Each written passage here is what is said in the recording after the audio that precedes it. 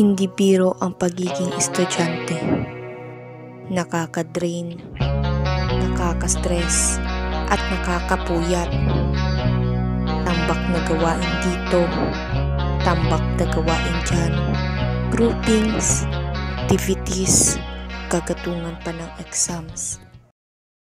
Hay, konting aral, konting dasal, at ang favorite ko, ang dating gawi. Buti na lang hindi ako nag-iisa. Introducing Lucky Me Pansit Canton. Buksan ang kalan, maglagay ng mantika, ilagay ang sibuyas, isunod ang bawang.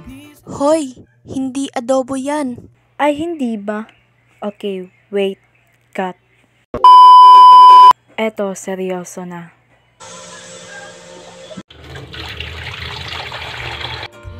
Buksan ang kalan, magpakulo ka ng tubig, tapos kapag kumulo na yung tubig, ilagay mo na ang noodles. Antayin mo ng ilang minuto ha, huwag atat, hindi pa katapusan ng mundo. Then after nun, i-drain mo yung tubig. Mare, sino ba kumakain ng pansit canton na may sabaw? Diba?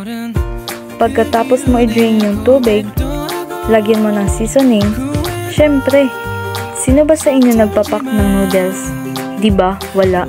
Tapos yun, halo-haloin mo na. Then, boom! Tapos na. Finish! Ano? Sabak na ulit sa klase? Sa araw-araw ng hamon ng buhay, nandyan ka pa rin. Maaaring saksi sa hirap at saya. Kailanman, hindi mo kami iniwan. E-partner mo man sa kanin, sa tinapay, sa itlog, o kahit wala. Ito lang sapat na. Parang ikaw. Char!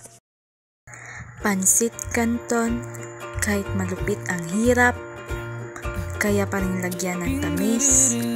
Ganon din sa pag-aaral, kahit mahirap, may tagumpay pa rin.